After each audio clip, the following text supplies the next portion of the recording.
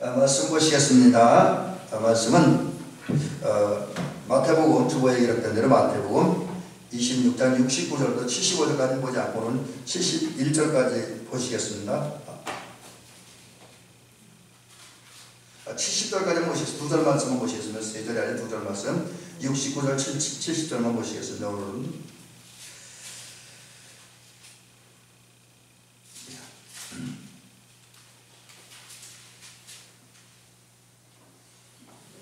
69절입니다. 마태복음 26장 69절 70절 2절 말씀을 보시겠습니다. 원래 75절까지 다 보려고 했었는데 양으로 나눠서 보겠습니다. 봉독을 합니다. 베드로가 바깥들에 앉았더니 한 여종이 나와 이르되 너도 갈릴리 사람 예수와 함께 있었도다 하거늘 베드로가 모든 사람 앞에서 부인하여 이르되 나는 내가 무슨 말을 하는지 알지 못하겠노라 하며. 아멘. 오늘은 이제 거의 69절 70절 두 절 말씀을 통해서 예수님을 이제 베드로가 부인하잖아요. 근데 그 중에서 베드로가 예수님 부인한 원인, 그러니까 바깥들에 앉았다, 이 말씀은 이제 초점을 맞춰놓고 함께 말씀을 드리면서 은혜를 받도록 합니다. 사실은 이제 75절까지 하나의 이제 사건인데 이렇게 말씀을 읽고 또 이렇게 묵상하다 보니까 앞부분에 굉장히 중요한 얘기들이 몇 가지 있어서 오늘 그 얘기 좀 드리려고 합니다. 언젠가 여기 오기 전인데 어떤 한 선배 목사님 지문을 하셨는데 한 선배 목사님으로부터 좀 하는 얘기를 들었는데 사실 뭐 그렇게 좋은 얘기는 아니고 반가운 얘기는 아닙니다. 근데 좀 서글픈 얘기이긴 한데 현실입니다. 그게 뭐 사람이 나빠서는 아니고요. 현실입니다. 이게 뭐냐면 사람은 사랑할 대상이지만 온전히 믿기에는 좀 그렇다. 이게 온전한 믿음의 대상은 되지 못한다. 이런 말을 하더라고요. 근데 사실 우리 인간은 하나님께서 창조한 창조기시서가 서로 믿고 의지하고 사랑하며 살라고 창조했는데 그럼에도 불구하고 오늘 현실 사회가 또 사람들의 모습이 사랑을 해야 되지만 온전히 믿기에는 좀 심각한 문제가 있다. 이런 얘기를 하더라고요. 좀 서글픈 얘기죠. 근데 그 얘기가 제가 조금 전에 말씀드린 것처럼 사실이라고 했잖아요. 진실이라고 했잖아요. 왜 그러냐면 여러분 우선 사회적인 현상들부터 얘기를 하고 영적인 현상을 제가 얘기를 하려고 하는데 사회적인 현상을 보면 그런 거 있잖아요. 많은 젊은이들이 또 일부 장년들도 이제 자기가 좋아하는 사람을 만납니다. 사랑하는 사람을 만납니다. 그러면 얘기를 하죠. 당신이 최고야. 당신 없이 못 살아. 당신 없는 인생은 안고 없는 찐빵이고 오아시스 없는 사막이야. 이러면서 아주 절대 떨어지지 않고 평생도록 영원토록 사랑할 것 같이 그렇게 말하고 또 그렇게 이제 늘 살짝 달라붙어서 다정하고 행복한 모습으로 살기도 합니다. 그런 모습이 나쁜 건 아니죠. 그게 오래 가면 참 좋지요. 사랑은 영원한 거니까. 근데 현실을 보면 그랬던 사람들이 불과 몇 년 가지 못해서 또 심지어 심한 경우는 그런 얘기를 제가 확인한 건 아니지만 들은 바 이야기에 의하면 신혼여행 가서까지 거기서 같이 오지 못하고 신혼여행까지 같이 떠났는데 올 때는 따로 돌아온다. 그런 얘기도 있더라고요. 이제 그렇게 사랑 없이는 못 사는 것 같은 그런 사람들이 어느 날 돌변해서 서로 미워하고 증오하고 갈라지고 이런 경우를 종종 봅니다. 근데 이게 사회 현상만 아니죠. 영적인 면에서 신앙적인 면에서 마찬가지입니다. 물론 100% 다 그렇다는 건 아닙니다. 근데 이제 그럴 확률이 인간들에게 많이 있다는 데 문제가 있습니다. 오늘 본문으로 들어가면 본문에 베드로 이야기가 등장하잖아요. 근데 베드로가 어떤 사람입니까? 예수님의 12제자 중에 한 사람이고 그 중에서 가장 먼저 부름받은 사람 중에 한 사람이 베드로 아닙니까? 안드레아와 함께 제일 먼저 부름받았잖아요. 그리고 또 12제자가 된 다음에도 우리가 흔히 이야기하기를 이 베드로는 예수님의 수제자잖아요. 최고의 제자였고 또 실제로 예수님과 함께하면서 많은 깨달음을 얻었고 많은 감동을 받아서 가이사랴 빌립보에서 뭐라고 신앙 고백을 합니까? 주는 그리스도시요 살아계신 하나님의 아들이라는 신앙 고백하잖아요. 그 결과 어떻게 됐습니까? 천국 요새를 받았고 그의 신앙 고백 위에 교회를 세워줬어요. 그러니까 세워진 약속을 받았고 그의 신앙 고백 위에 세워진 교회는 음부의 권세가 해하지 못한다고 그랬습니다. 엄청난 약속을 받았죠. 또 예수님의 제자가 12명인데 그 중에 9명의 제자는 때때로는 예수님이 함께 있지 못한 때가 많이 있었습니다. 근데 베드로는 야고보와 요한과 함께 늘 예수님이 계신 자리에 항상 있었잖아요. 변화산에도 있었고 겟세마네 동산에도 있었고 그 외에도 중요한 자리에는 이 세 제자는 항상 같이 있었습니다. 그리고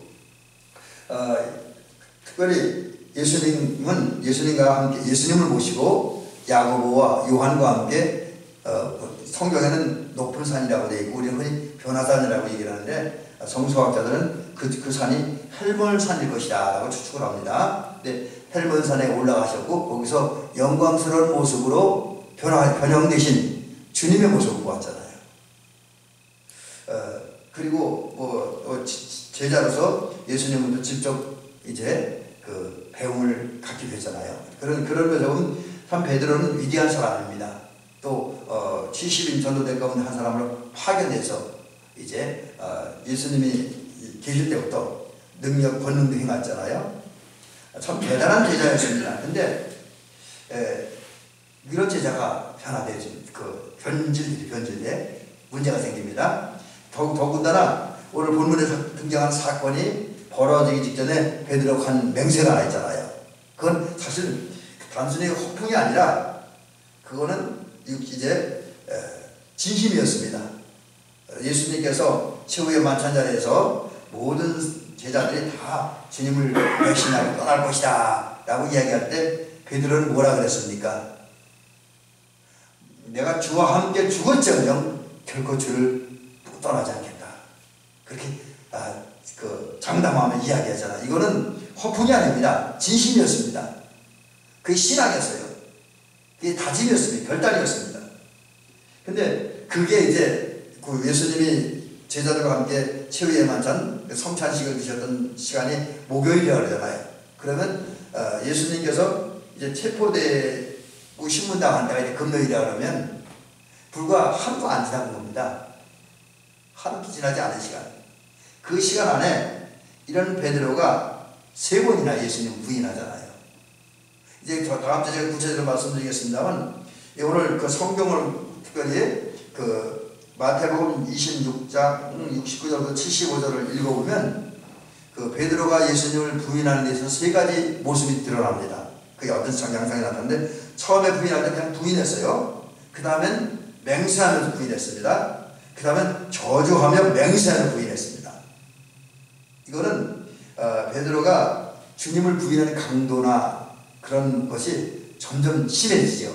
한마디로 영적으로 또 신앙적으로 좀 나태해지고 늘어지고 부패해진 그런 모습을 그대로 드러나잖아요. 그래서 오늘 그럼 베드로가 왜 이렇게 타락했는가? 왜 이렇게 주님을 부인할 수밖에 없었는가? 라는 사실을 이제 말씀드리려고 합니다. 그래서 저는 사실은 이제 제가 이제 말씀을 처음에 이렇게 읽으면서 제 나름대로 마태복음 26장 69절부터 75절 등장하는 베드로가 예수님 부인하는 이야기를 크게 2부분으로 이렇게 나눠서 생각하면 은혜 받을 수 있습니다. 하나는 베드로가 예수님을 부인하는 모습과 그런 베드로를 회개시키기 위한 주님의 역사가 오늘 본문에 잘 드러나 있다고 하는 거죠. 그래서 그 회개시키는 역사는 좀 다음 주에 구체적으로 말씀드리고 오늘은 그 69절부터 71절 중에서 베드로가 주님을 부인하는 원인에 대해서 좀 말씀드려 봅니다. 오늘 이제 27장 그래서 제가 본문을 2부분 나눈다는데 그 중에 첫 번째가 예수님을 부인한 베드로의 모습, 그리고 이제 69절부터 70절까지는 베드로가 주님을 부인하는 원인에 대한 얘기가 상세하게 기록이 되어 있습니다. 먼저 이제 베드로가 있었던 위치, 여기에서 이제 상당히 중요한 얘기가 등장을 합니다. 오늘 어쩌면 이 이야기가 오늘 설계의 가장 핵심적인 부분이라고 봐도 괜찮을 것 같습니다. 사실 제가 오늘 처음 75회 다 말씀 전하려고 준비하다가 이것 때문에 2시간 나는 건데, 이제 우리가 잘 아는 대로 예수님께서 겟세마네 동산에서 기도한 후에 가룟유다를 끌고 온 군인들이 체포되었고요. 그 다음에 이제 대제사장 가야바의 집으로 끌려가십니다. 그때에 베드로가 거기까지 왔어요. 근데 이제 여기 오늘 이렇게 저도 오늘 본문에는 등장하지 않는데 이렇게 이 말씀을 보면 주석자를 보고 여러 가지 글들을 보다 보니까 그런 얘기들이 등장하더라고요. 베드로가 대제사장 가야바의 집까지 가는 데는 예수님의 제자 중에 한 사람 요한의 도움이 컸었다 그래요. 아마 요한과 이 대제사장 가야바의 집과는 어떤 관계가 있지 않았는가, 그게 제 나름대로 추측을 해보면 도움을 받았다고 하는 걸 보면, 그래서 이제 요한의 도움을 받아서 이제 대제사장 가야바의 집까지 갔습니다. 근데 문제는 집 안까지 못 들어가요. 그래서 어떤 자료에는 뭐라고 돼 있냐면 대제사장 가야바의 집을 그냥 집이라고 안 그래요. 궁이라고, 왕궁이라고. 사실 저기 산에 있는 공회가 열리는 그런 중심지였기 때문에 그렇게 표현한 건데 왕궁이라고 표현했더라고요. 그래서 이제 베드로가 국내에까지 깊숙이 들어가지 못하고 바깥에 있었더라고 하는 거죠. 그래서 많은 분들이 여기가 이제 예수님을 부인하는 원인이다, 그렇게 얘기를 해요. 또 실제로 그 말이 맞습니다. 이 베드로가 주님과 좀 더 가까이 있었다라고 한다면 아마도 주님 시선 때문에, 주님이 함께 하심 때문에 주님을 부인하지 않을 수도 있었겠죠.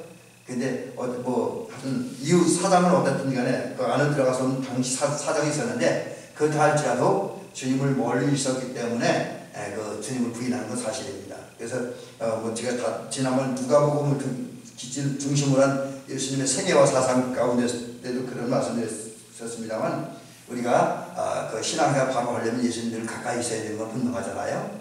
그래서 예수님을 가까이 따르고 예수님이 계신 자리에, 예수님이 일하는 자리에 가까이 머물러셔야 된다는 건 사실입니다. 그런데 이제 베드로는 그렇지 못해 멀리 떨어져 있음으로써 주님을 부인했고요. 또 하나 결정적인 원인이 있으면 본문에 등장하지 않아요. 근데 우리가 성경 전체, 특별히 이제 성경 전체라기보다 마태복음 26장을 좀 더 깊이 살펴보면 예수님을 부인한 또 다른 원인이 있습니다. 그것은 이제 결론부터 얘기한다면 베드로가 갖고 있는 교만과 자기 확신 때문입니다. 교만과 자기 확신. 그래서 이야기 참 진행하기 조심스러운 이야기인데 어떤 자료를 보니까 그렇게 표현해 놨더라고요. 차라리 베드로가 예수님을 따라가지 않고 다른 제자들처럼 도망가는 것이 나았을지도 모르겠다. 왜냐하면 만약에 베드로가 다른 제자들처럼 주님을 따라가지 않고 도망갔었다면 도망가는 건 잘못이죠. 그죠? 그건 잘못입니다. 그러나 적어도 주님을 저주하는 부인하는 짓까지는 안 했을 거라는 거죠. 오히려 주님을 따라가긴 했는데 그것도 좀 가까이 있으면 멀리 떨어져 있다 보니까 오히려 따라간 것 때문에 주님을 부인하고 저주까지 하면서 부인했다라고 하는 것이죠. 근데 그러면 또 나오는 얘기가, 만약에 주님을 버리고 제자들처럼 도망갔다고 한다면 물론 이제 그 자체는 잘한 건 아니고 잘못은 잘못입니다. 근데 그럼에도 불구하고 베드로에게는 할 얘기가 생긴다는 거예요. 사실 다른 제자들도 할 얘기가 있는 거예요. 왜? 예수님께서 최후의 만찬 석상이나 또 기타 여러 자리에서 무슨 말씀을 하셨습니까? 장차 당신이 십자가에 달려 예루살렘에 올라가면 유대 종교 지도자들에게 체포되고 고난당하고 죽으실 것을 말씀하셨잖아요. 그러면서 특별히 26장에 보니까 모든 제자를 다 떠날 것이다. 그리고 베드로를 향해서는 뭐라고 했습니까? 네가 나를 세 번 부인할 것이다. 그렇게 말씀을 하셨잖아요. 이 말씀에 의하면 차라리 그 말씀을 듣고 그렇게 될 것이면 주님을 떠나는 것이 오히려 주님 다른 제자처럼 주님을 떠나 도망가는 것이 현명하지 않았을까 하는 생각도 합니다.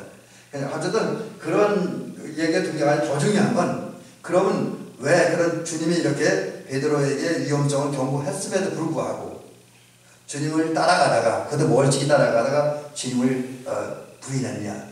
여기에 중요한 이 두 가지가 있는데, 그게 제가 조금 전에 말씀드린 것처럼 교만과 자기 확신이라는 거죠. 사실 아까 말씀드렸다시피 베드로는 대단한 제자였잖아요. 그렇죠? 그리고 이미 나름대로 위대한 신앙 고백되고 또 전도를 통해서 여러 가지 많은 은혜를 체험했습니다. 더군다나 조금 전에 말씀드린 것처럼 70인 제자 가운데 한 사람으로 선택되어서 동네에 전도하러 나갔고 전도했고, 전도할 때 그들을 통해서 귀신이 쫓겨나고 병든 자가 고침받는 역사가 일어났잖아요. 그러다 보니까 베드로에게는 무슨 생각이 생겼느냐? 내 믿음은 강해. 자기 확신이에요. 자기 확신. 내 믿음은 강해. 나는 이 다른 어떤 사람보다 믿음이 강해. 그렇기 때문에 어떤 이제 고난이 와도, 환난이 와도 나는 이길 수 있어. 어쩌면 베드로가 앞부분에서 내가 주와 함께 죽을지언정 주님을 부인하지 않고 주님을 떠나지 않겠다라고 이야기했던 것은 자기 확신입니다. 내 믿음이 강하다. 나는 은사와 능력이 있다는 거예요. 그래서 그 은사와 능력 강한 믿음 때문에 나는 어떤 환난이 와도, 어떤 시련이 와도 주님을 떠나지 않을 것이라는, 주님을 배신하지 않을 것이라는 이 믿음이 있어서, 이건 주님을 향한 믿음은 자기 확신입니다. 근데 그 자기 확신이 처음에 좋아하는데 막상 궁지에 몰리 그 확신이 한꺼번에 무너져 버린 거지요. 그래서 우리는 이것을 보면서 깨닫는 게, 우리가 정말 결심하는 건 좋습니다. 또 결심은 필요해요. 내가 주와 함께 죽을지언정 주를 부인하지 않겠다고 하는, 끝까지 주님을 따르겠다는 이 결심과 이 마음은 우리에게 필요합니다. 이 결단이 필요해요. 그러나 그 결단을 했다고 해서 나는 결코 주님을 부인하지 않을 것이니 자기 과신은 하지 않는 게 좋습니다. 왜? 우리 인간은 연약합니다. 언제 어떻게 변할지 몰라요. 지금 입장과 그때 가서 어떤 상황에 접할 때 내가 달라질 수가 있습니다. 그래서 우리 결단하는 건 좋지만 자기 확신이냐, 이건 갖지 않아야 된다는 거죠. 오히려 내 확신보다는 주님 맡기는, 주님께 나를 맡기고 주님께서 나를 지켜주시고 보호하시고 인도하심을 간구하는 그런 저와 여러분이 되어야 된다는 거지요. 그 다음에 두 번째는 교만인데, 이 자기 확신에서 나온 교만입니다. 베드로는 무슨 생각을 하냐면, 예수님께서 제단을 향해서 너희들이 나를 버리고 도망갈 것, 흩어질 것이다 라고 말씀하셨는데, 그 말씀을 들을 때 나는 믿음이 강한 사람이야. 그러니까 나는 그 위기가 온다고, 고난이 온다고 주님을 떠나간 다른 제자들과 달라. 나는 그들과 달라. 그들과 유대해. 그들과 의지가 있어. 뭐 이런 생각을 갖고 싶다는 거죠. 교만하지 않은데 그런 거예요. 다른 게 아니라 내가 다른 사람보다 낫다. 다른 사람보다 더 훌륭하다. 나는 다른 사람과 달라. 이게 잘못되면 교만이 된다는 거지요. 여러분, 특별히 저와 여러분들이 항상 조심해야 될 게, 예수님께서 사도 바울이 그런 얘기 했잖아요. 섰다고 생각하니 가장 위험하다는 말씀하셨잖아요. 그렇습니다. 내가 정말 기도 많이 해서, 은혜 체험해서 내 믿음이, 내가 이제 뜨겁고 내가 은사 충만하고 이럴 때, 그럴 때 우리는 스스로 낮아져야 돼요. 나는 다른 생각을 하고 너희는 나보다 못해.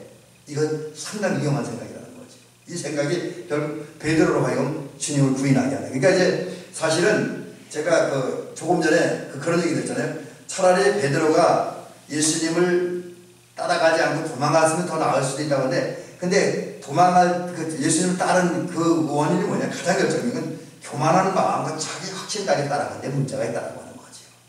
사실 근본은 그겁니다. 그래서 우리가 주님을 따라가는 것, 가까이 있는 것 중요하지만 더 중요한 것은 우리가 주님 앞에서 모든 교만과 내 확신을 벗어버리고 진짜 온전한 믿음을 가지고 주님 바라고 의지하는 그 믿음.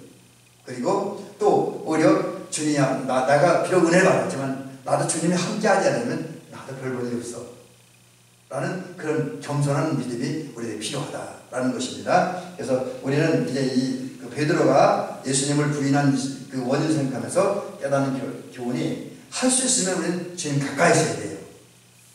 또 할 수 있으면 우리는 주님이 역사하는 자리에 좀 더 가까이 머물러 있고 늘 그와 함께 살아가는 저와 여러분이 되는 것입니다. 그런데 그러면서도 우리 중요한 건 교만과 어떤 자기 확신을 벗어버리고 진정한 믿음, 진정 주님만을 향한 구원받기 합당한 믿음, 그거하고 이제 겸손한 믿음을 가지고 우리 주님을 따라가는, 그리고 저와 여러분이 되길 줄로 믿습니다.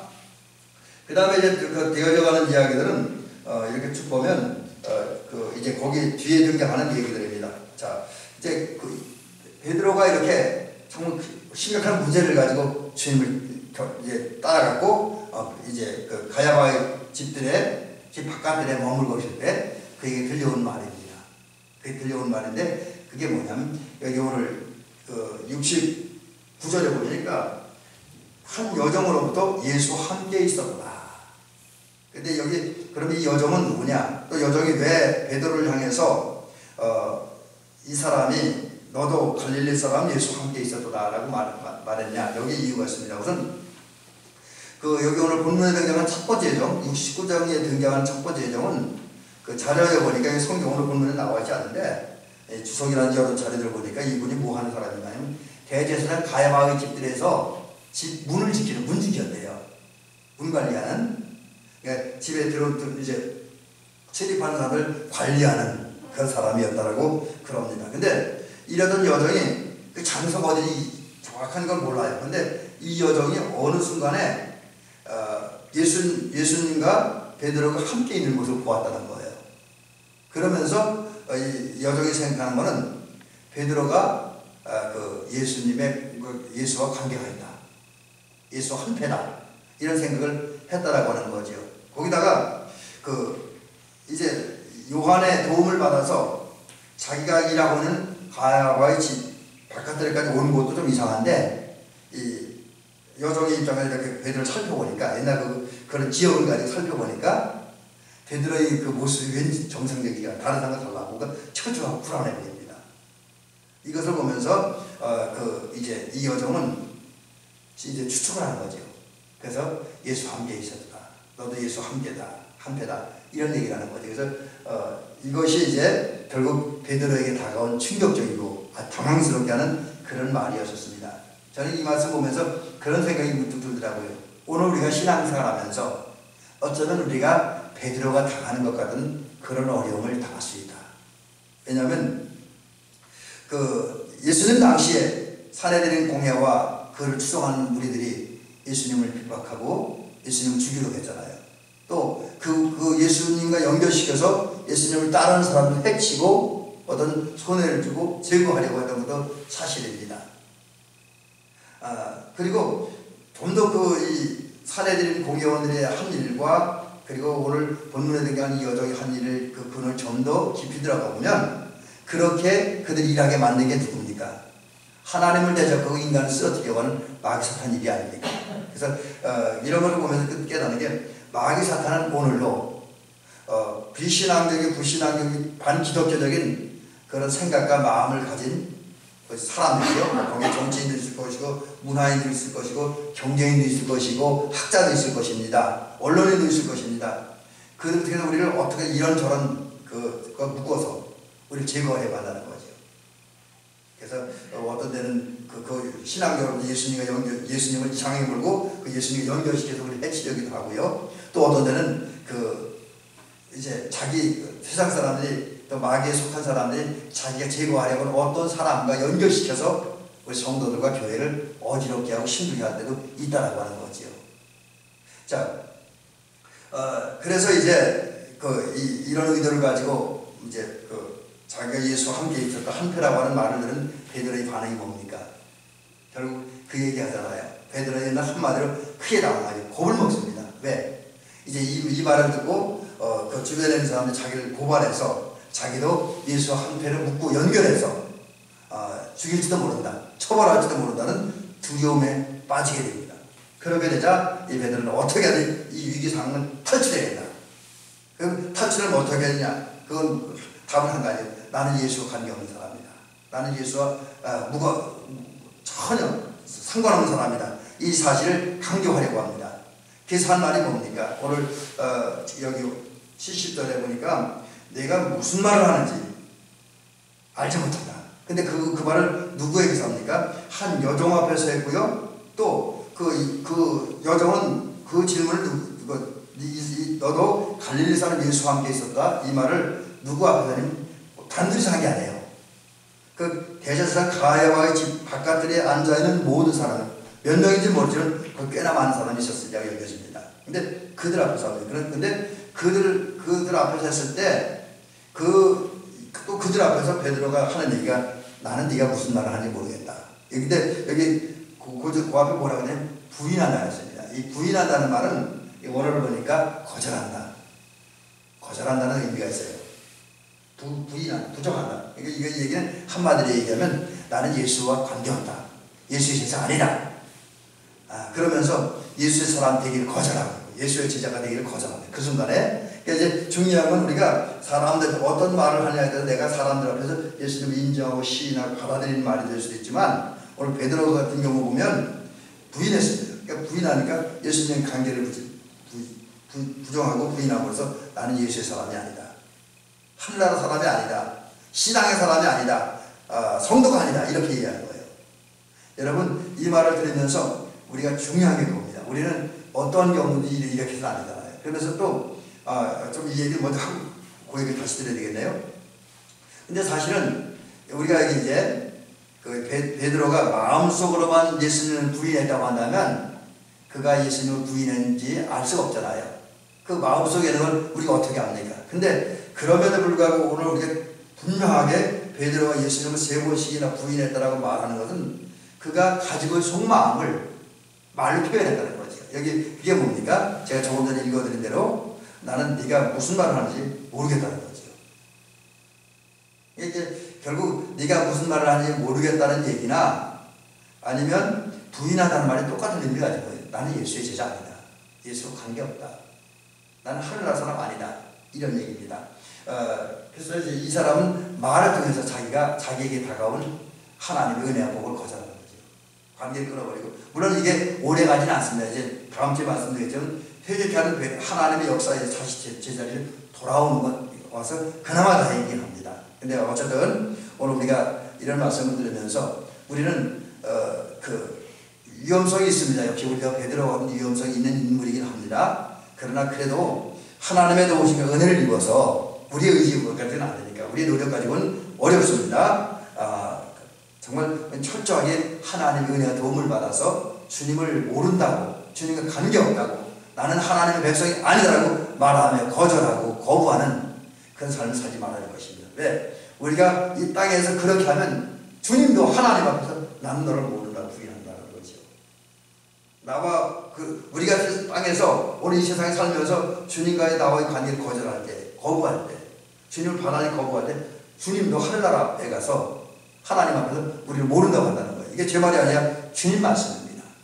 그래서 우리는 이 세상에서 어떻게 살아야 되냐?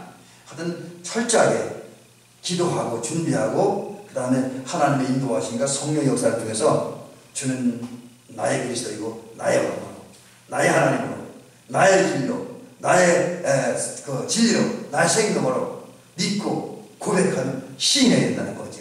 그 선포해야 된다는 겁니다. 마음으로 믿고 입으로 선포하고 그 다음에 선포한 대로 그 믿음과 살아가는 저와 여러분이 될 줄 믿습니다. 그러할 때에 주님도 우리의 그런 믿음을 보시고 귀히 여기셔서 이 땅에 사는 우리를 복주시고 은혜 주실 것이고 또 하나님 앞에서 우리를 변호해 주시고 시인해 주실 것입니다. 그래서 우리는 베드로처럼 비록 순간적이나마 실수하지 않고 계속해서 끊임없이 주님을 시인하고 인정하고 고백하는 저와 여러분들이 되어주시기를 주의 이름으로 축원합니다.